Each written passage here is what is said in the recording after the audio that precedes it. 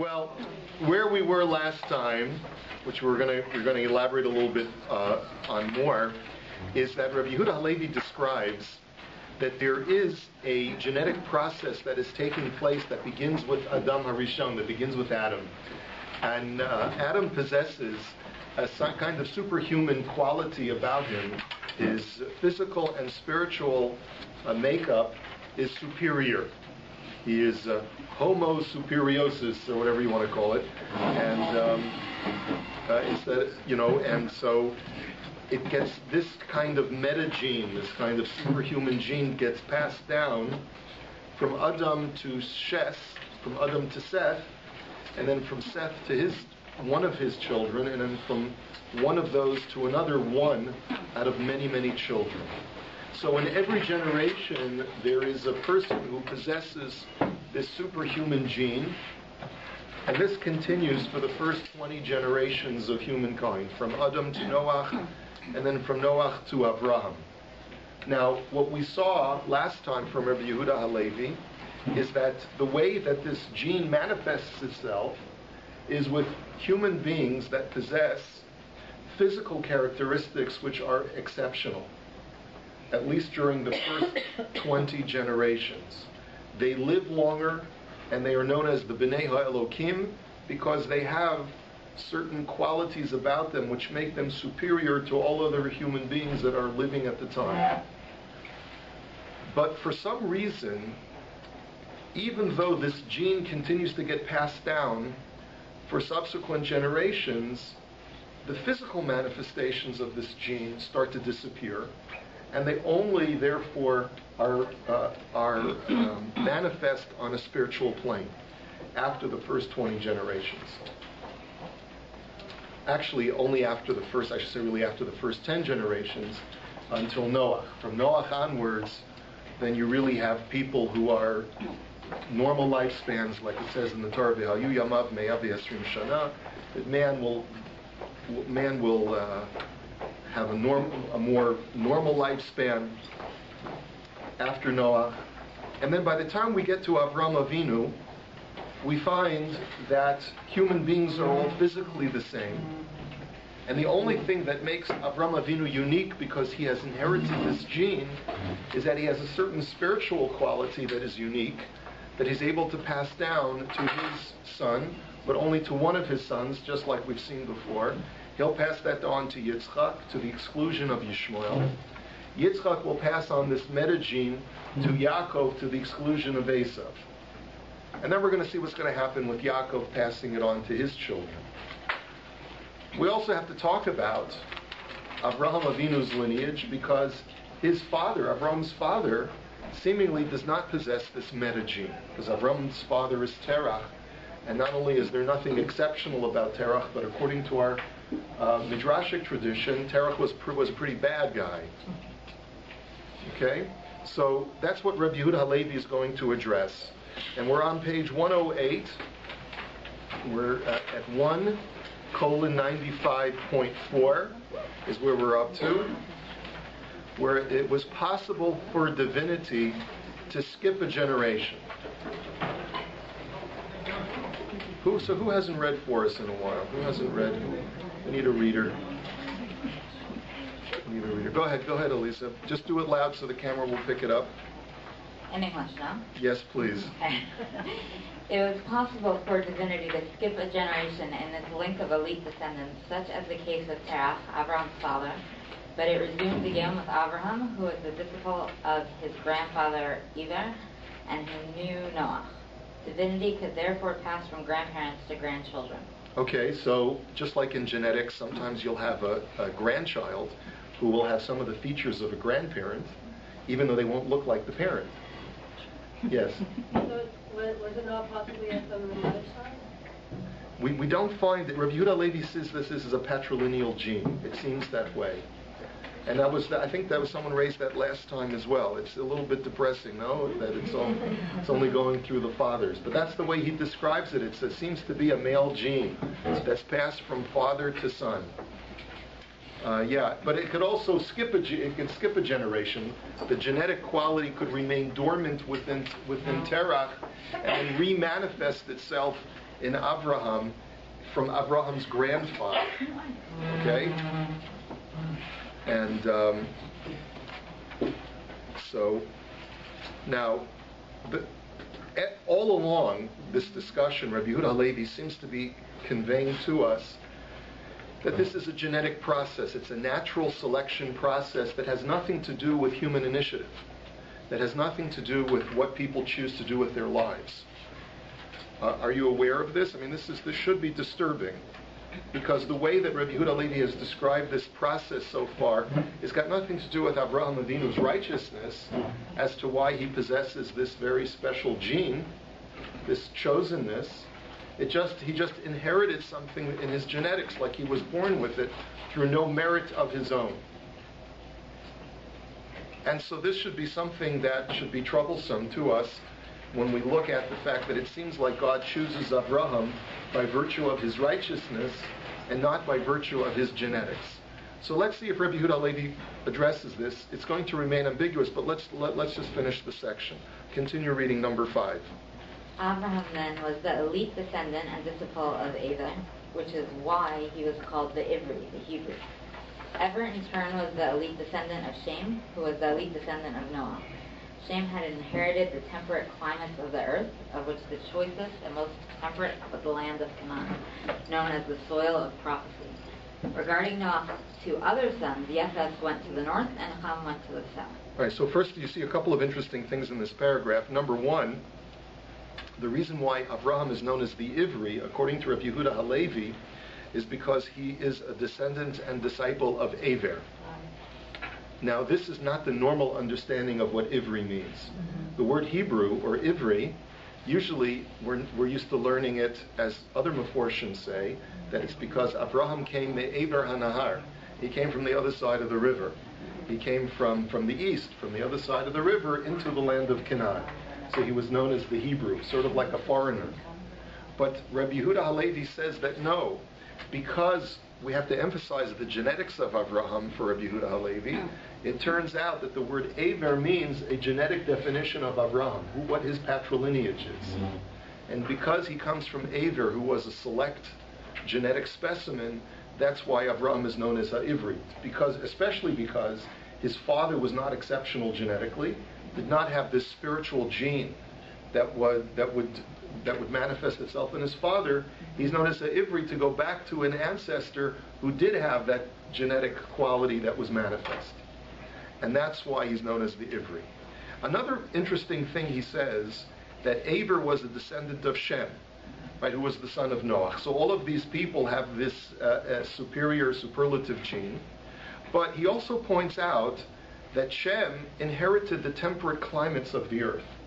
Now, what does this have to do with our discussion of the genetic quality of this line of family that from generation to generation? So fine, Shem inherited the most temperate climates of the earth. Yoseph went to the north, means he went to Canada, and he went to places that were really cold. And Ham, as his name connotes, Ham went to the hotter places in the world. So who cares about that? What does that have to do with anything? So remember we talked a little bit, I think either last time or a couple of weeks ago, we talked about that Rabbi Yehuda Halevi seems to be implying that there's not only a nature, but there's also a nurture that helps this gene along.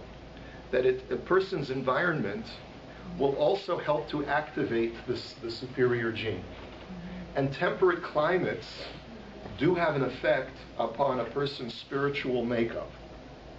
And that's why HaKadosh Baruch Hu gave us Eretz Yisrael as the choicest of lands. One of the reasons why is because Eretz Yisrael has a temperate climate which is best suited to produce spiritually superior people. Now, you can argue with that, and you could suggest that no, austere climates can produce more spiritual people because the more detached you are from your environment, the more likely you are to focus on spiritual things.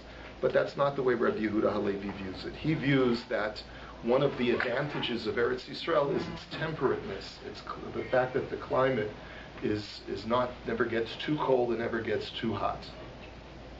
As a matter of fact, there were wars between, I don't even remember which Sephardic rabbi it was. Maybe it was the Rambam in one of his letters. But there were classically wars between Sephardic and Ashkenazic rabbis in the medieval period. In one letter, one of the Ashkenazic rabbis writes that the Sephardic rabbi had erred because of his hot-blooded nature. And the Sephardic rabbi wrote back is that the Ashkenazi rabbi had a frozen brain because of the climate that he was in. In other words, the arguments would fly back and forth that when you live in a colder climate, you become more stoic and less emotional, less passionate because you get frozen, sort of, in the climate. And when you're more in a hotter climate, you're more hot-blooded and more excitable and so forth. So whether that stereotype is accurate or not, I don't know, but certainly that's the attitude that Rabbi Yehuda Halevi has, that to produce a temperate individual, you need a temperate climate. So this is fostering this unique gene, this metagene that's taking place in the production of the eventual Jewish people. So let us continue, please. Number 6. Abraham's elite descendant was Yitzchak, and Abraham distanced his other progeny from the land of Canaan, so that it would be reserved exclusively for Yitzchak. Which is, of course, we know the story about how Avraham sends away Hagar and Yishmael, right? Because he wants Yitzchak to be able to have, and this, of course, was Sarah's influence, because she recognized this, and she wanted Yitzchak to have the exclusive use of Eretz Yisrael. Continue, please.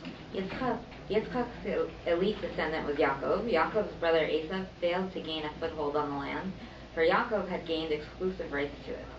All of Yaakov's children were his elite descendants, all being worthy of divinity. Therefore, they all inherited the land reserved for divinity, in other words, Canaan. Okay, continue, please. Thus began a new era, when divinity rested on a community where previously it had rested only on individuals. God preserved them, caused them to multiply and raise them in Egypt, just as one would cultivate a tree which has exceptional roots, waiting for it to produce fruit of the same quality as the original tree from which it developed. Okay, so let's hold it here for just a moment. So thus began a new era. What is unclear, once again from here, is how this new era began, whereas before there was only one child from a family that would inherit this gene. With Yaakov, every single son inherited the gene. And we noted before, it doesn't say Dinah, it just says the 12 sons. So it seems to be, for Rabbi Yehuda Halevi's perspective, that it's a patrilineal gene that gets passed down through the father. At some point, the gene switches from father to mother, because we know that in Halakha we go according to matrilineal descent. In our tradition, that change took place at the time of Matan Torah. But at least at this stage of the game, the genetics is being transferred through the father. And there will be another discussion to try and understand why that switch took place at the time of Matan Torah, that the gene is now stops being a patrilineal gene and starts to become a matrilineal gene. But in any event, Rabbi Yehuda Halevi doesn't explain how this era began. It doesn't seem to be a natural process anymore, but it seems that there's some divine intervention of HaKadosh Baruch Hu making a decision that at this point there's been a sufficient passage of generations such that from now on, all of Yaakov's descendants will now possess this superior gene, and every single descendant from those 12 sons will for all perpetuity possess that superior gene. Now remember, we have two issues that we need to discuss. One is sort of like things that are still up in the air. One is that Rabbi Yehuda Halevi had explained that originally this gene manifested itself on the physical plane so that people would be superhuman in their physique and their physical qualities and in their length of days, that would live much longer lives. That's why they were called the B'nai HaElokim. And the second thing is we have to see if we can understand if, according to Rabbi Yehuda Halevi, there's any human initiative that contributes to a person being the possessor of this metagene. Because it sounds like from Rabbi Yehuda Halevi that Avraham did nothing of his own merit to deserve to be chosen. He was chosen by virtue of the fact that he happened to get lucky and inherit this gene. But there was nothing of his own initiative, nothing of his own righteousness that warranted him to become the chosen people. So there are a number of Meforshim who struggle with this. I don't have a simple explanation because Rabbi Yehuda Halevi is unclear on this point. I noticed in one of the commentaries there's a rabbi named Rav Shlomo Toledano who wrote a sefer on the Kuzari called Sipur Umachshava. It's a relatively recent sefer, and he struggles with this question, and he tries to suggest that the metagene that started with Adam began to become compromised over the course of multiple generations. After the first 10 generations, it mutated because of, I guess, the admixture of other genetic qualities from the mother's side or just passing down from generation to generation, such that it could no longer manifest itself on the physical plane. By the 20th generation, which is Avraham Avinu, not only was it no longer manifest on the physical plane, but it was in danger of being lost entirely, to the point where, unless the individual initiated his own efforts to preserve the gene, it would be permanently lost. And that's why Terach didn't have it, because Terach did not exert his own initiative in order to preserve the gene and activate the gene which lay dormant within himself. Avraham is a combination of superior genetics, superior environment, being in the land of Canaan, plus the third factor, which is his own human initiative, his own efforts at righteousness. And those three combined, even though Rabbi Yehuda Levi doesn't say this explicitly, we have to sort of read this into the Kuzari if we're going to accept this, is that his own efforts caused him to become this superior human being, allowing him to pass the gene on to the next generation in Yitzchak, and from Yitzchak he was able to do the same thing and pass it along to Yaakov. And Yaakov must have done something to enable this gene not only to be activated in one of his descendants, but in all 12 of his sons. But again, we're not really sure exactly how the mechanism works and how it's passed, but it would seem that it's a combination of both natural selection, natural genetic selection, and environment, and human initiative. But again, it's very hard to read this into Rabbi Yehuda Halevi. Now, there is something to be said, and the Maharal discusses this extensively, there is something to be said about the chosenness of the Jewish people not being dependent upon our own virtue. As a matter of fact, since Rabbi Yehuda Halevi is living in the medieval period after the advent of Christianity, we have to be mindful of a theological doctrine that he may be wishing to deflect, that is held by the church, and that is the doctrine of supersessionism, that the Jews have been superseded by Christians as the new chosen people. And why is that? Because when the Jews rejected the Son of God and they turned away from their Lord, right? So God took away their chosenness and gave it to the people who would embrace their Lord, the Son of God. If we can even to use their terminology. And the Maharal, who's very much a polemicist against Christian doctrine, has an essay in his Sefer Netzach Yisrael, which talks about the eternal chosenness of the Jewish people. And he writes that it is precisely because the chosenness of Klal Yisrael is not predicated on our righteousness, but is rather predicated on God's decision to choose us, and solely on that, it is impossible for the Jewish people to be superseded by anyone else. Because our chosenness is not predicated on our behavior, it's predicated on the fact that God decided to choose us, and it's a mystery. It's one of those mysteries of God that we don't fully understand. And I believe that Rabbi Yehuda Halevi may be addressing the very same thing. It's impossible for the Jewish people to be superseded because the very genetic makeup of the Jewish people does not allow us to be replaced by any other nation that did not go through this genetic process. So that even if the Jewish people's behavior deteriorates, which it has over the generations, we nevertheless have an irrevocable, inexorable connection to the chosenness gene, which can never be superseded by any other nation. Yes? First of all, we have the concept that Avraham had to go through 10 nisyonos.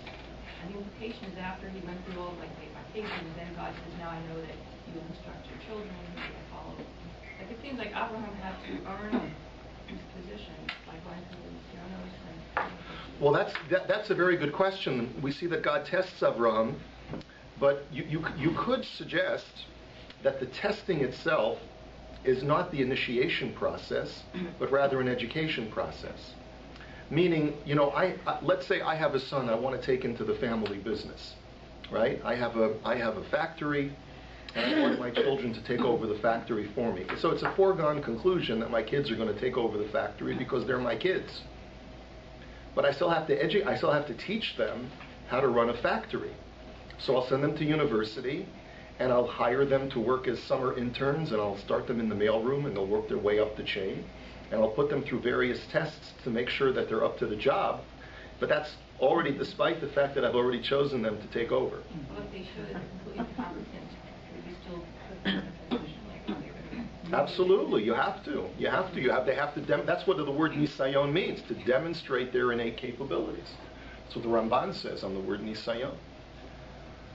So it's not that God was this was not an initiation necessarily for Rabbi Yehuda Halevi. This was an education. That, okay, Avraham, I've chosen you because of your genetic makeup. Now let's make sure that you know that through your chosenness you're going to have to take a Torah and pass it on to your descendants, and that they know the ways of God. Because your chosenness requires you to pass on a legacy to your family. This legacy requires an education. The other question I have is that Sarah was a prophetess, and we said that this gene allowed a person to be a prophet. So if he said that the women don't have the superior gene, how is it that Sarah was able to be a prophetess? That's a good question. I don't have an answer. Unless we say that Sarah, because she, by virtue of the fact that she was Avraham's cousin, may have inherited it from her parents as well. That's the only answer that I can come up with at the moment.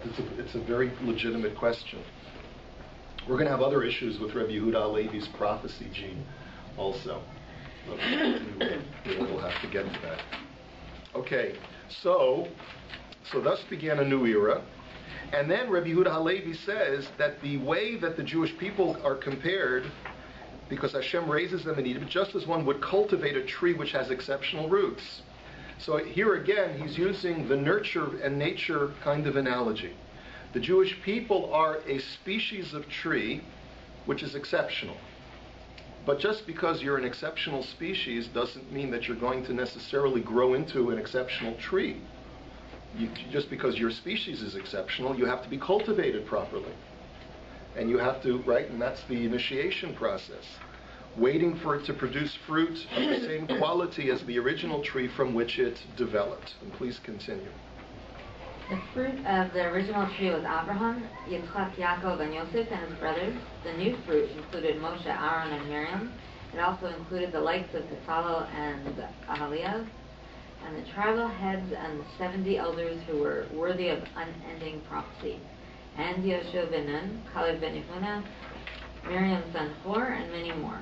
These people were worthy of being illuminated by the divine light and of receiving God's individual promise. So for the first time, we're seeing within Rabbi Yehuda Halevi something really also that may be a little bit disturbing to some of us, and that is that even within this family of the Jewish people, not everyone gets to become the fruit. We are all part of an exceptional tree, and of course the objective of the tree is to produce fruit. But I may be just a leaf or a branch. I may not be the actual fruit. In order to become the fruit, I have to achieve greatness by becoming a prophet and becoming a religious leader. And so therefore, even though in the first generation of Jews that leave Mitzrayim, you have 600,000 Jews, not all of them have this manifestation of their exceptional gene come to the fore, where they are able to demonstrate that they are part of this chosen genetically elite people. There are only choice individuals within that generation who actually manifest that gene. For everyone else, that gene remains dormant, and it doesn't manifest itself. And here also, Rabbi Yehuda Halevi doesn't specify whether the active nature or the dormant nature of this gene is due to human initiative or whether it's simply due to genetics. And he leaves it up to us to try and understand how it works. But one thing is clear, only a few people of that generation were able to manifest themselves as fruit versus being part of the rest of the tree. As we're going to see, Rabbi Yehuda Halevi will continuously return back to this analogy of the tree, not only to describe exceptional individuals within the Jewish people in every generation, but also to describe the tree of humanity, so to speak, that all of creation can be metaphorically compared to a tree. All of humanity is like a tree, in that there are exceptional human beings, which comprise the Jewish people, and we represent the fruit of the tree of humanity. And even within the Jewish people, there are those who represent the fruit and those who represent the rest of the tree, which is there in order to help the fruit come to fruition. So it's clearly a process of where there are those who have more and those who have less. There are those who are the elites and those who are just the regular guys. And that's just the way that he understands all of nature. And he says that's the process which God embedded within the world, and that's just the way the world works. It's not that these other components of the world do not serve a purpose. They do serve a purpose. But just like a tree, not every component of the tree can be fruit. You need to have leaves and roots and bark and branches and so forth in order for fruit to grow. So too, in order for superhuman beings to be able to be the most elite of humanity to emerge in the world, you need the majority of humanity to be ordinary, to be able to foster the existence of these exceptional human beings.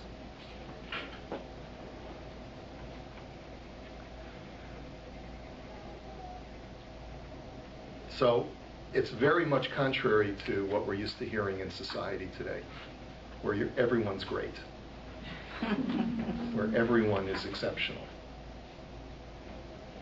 There was that line from the movie in The Incredibles. I don't know if you remember that movie from a few years back, which I think is godless. I think that movie has a lot of profundity to it. It's a Disney film that was made by Pixar maybe about 10 years ago.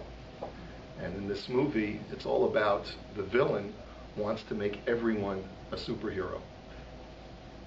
Because he says when everyone becomes special, no one will be special. Yes?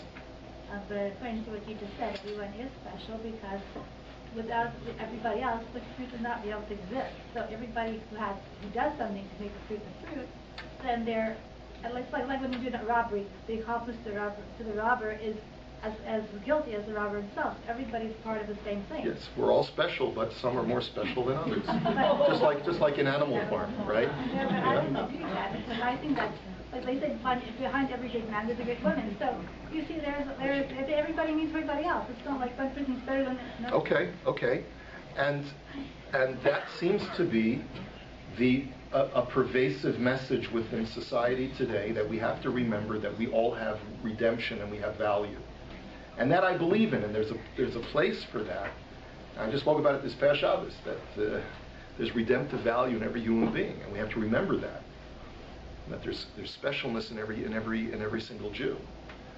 But at the same time, it depends on the context of the conversation. At the end of the day, we do have to resign ourselves to the fact that not everyone is equal. We can't say that all people are equal, but some are more equal than others, like George Orwell said, right? Because that eventually results in the corruption of mankind. Yes? Yes? It also says, the implication is even a common handmaiden saw more than Yoseph, and that attests to the greatness of the experience and the greatness of the level of the people. It does attest to it attests to the magnitude of the experience. It doesn't really attest to the greatness of the people. As many of the Meforshim point out, the Chazal don't really mean to say that a handmaiden at the ocean was greater than Yecheskel ben Buzi. Otherwise, we should have had the book of Handmaiden, not the book of Ezekiel, right?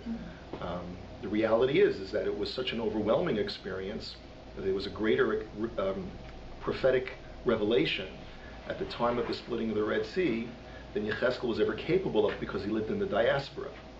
But as far as his inherent greatness, because he was a righteous man and spent his whole life dedicating himself, decades and decades of his life dedicated to righteousness, there's no way that a handmaiden who had just come out of Egypt, who had previously, 24 hours before then, was worshiping idols, that we could ever say that she was of a superior level to Yechezkel ben Buzi.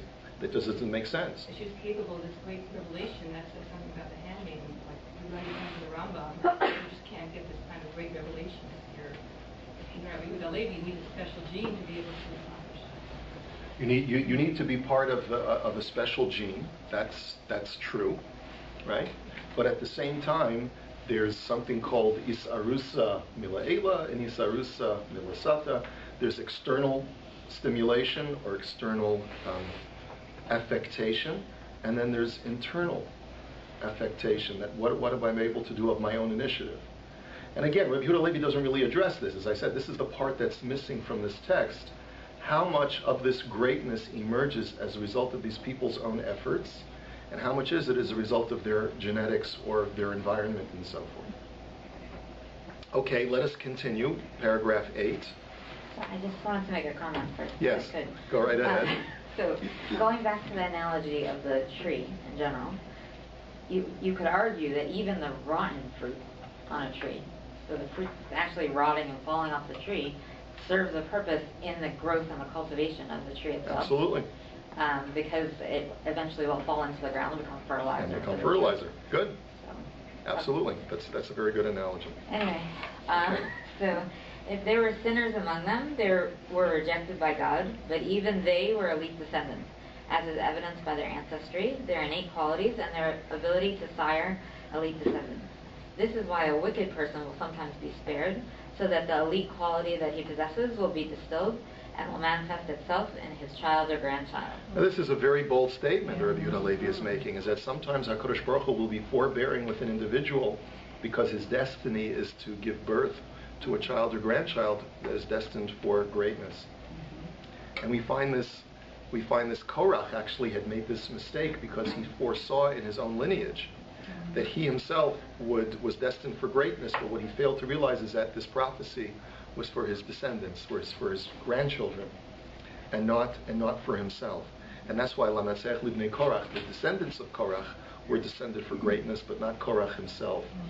Ashes Potiphar, we're told, made the same mistake. She foresaw that she was destined for greatness to sire a child through Yoseph, when in reality it was her daughter. The Zohar, we quote in footnote 125, says, "The Almighty is forbearing with the wicked for the sake of the goodly seed which may spring from them for the benefit of the world, as there issued from Terach that goodly scion Avraham, who was a blessing for the world." Let us continue. This is what?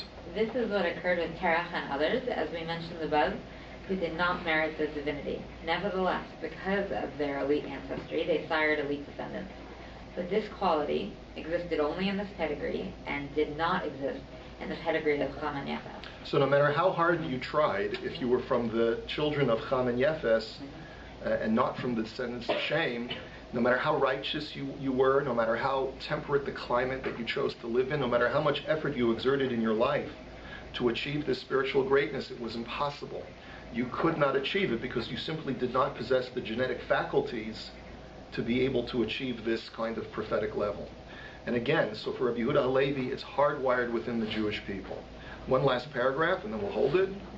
This phenomenon is common in genetics as well. Often we find a son who does not resemble his father at all, but closely resembles his grandfather.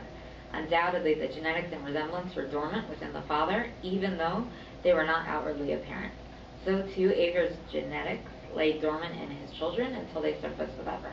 Once again, explaining why Avraham is known as Avraham HaIvri, to show that he traced his excellence back to his grandfather, great-grandfather, Aver. Okay, this is a good place. Yes? Can I just ask a question? Sure. You're talking about achieving greatness as if there's a test that you're giving to your students, and they want to achieve greatness, or they want to give 100%. But there is no objective test because Hashem gives everybody a different starting point, what may look like achieving greatness to you, or what may look like not achieving greatness, may be for that person achieving greatness. So, in a way, I feel like it's pointless to talk about achieving greatness because only Hashem knows how far a person goes given his capabilities. Correct. That's exactly what we're saying. The Jewish people, because of their ancestry, had greater potential than any other human being in the world at the time. And as a result, God put them in certain situations in order to bring out that human potential that no other human being possessed. God put them in Egypt. He put them through a cauldron of human bondage, of human experience, so that they would emerge as the chosen people. But what I'm saying is it not possible that somebody who starts handicapped and achieves much less than a person who starts with everything going for him and achieves what we think is more, the first person might be greater in God's eyes? Like, there's no objective way of us keeping score of who's achieving the most, who's not achieving the most. You're right as far as gauging a person vis-a-vis their capabilities, but there are objective gauges of greatness. I will never play for the NBA, so if your gauge of greatness is how many slam dunks can I make, then I will never achieve that absolute greatness. For spiritual greatness, the absolute gauge is who can achieve prophecy and who cannot. I don't think... And therefore, for Rabbi Yehuda Halevi, the Jewish people are the only nation of which some of its constituents can achieve prophecy. No other nation has that genetic capacity for that kind of greatness. What you're talking about is something when a person is competing against themselves. And you're right, HaKadosh Baruch Hu takes that into account as well. There is a reckoning that God makes with every single human being based upon that person's capacity, right? So therefore, there are certain people who only have capacity for this much, and they could exert themselves to the nth degree and reach that capacity, and therefore, on a level as far as their personal greatness or righteousness, however you want to call it, God will reward them for their initiative more than he would reward a Jew who's achieved this much, but only is trying with one hand tied behind his back. That's true. I agree with that. But we're not talking about reward. We're talking about achieving a gaugeable kind of spiritual greatness that is something that is on an absolute manifest level in this world. That's what we're talking about here. Okay, so we're going to have to come back to this because we haven't yet explained what this has to do with the golden calf. And we will. That'll be our next discussion after Yom Tov, God will.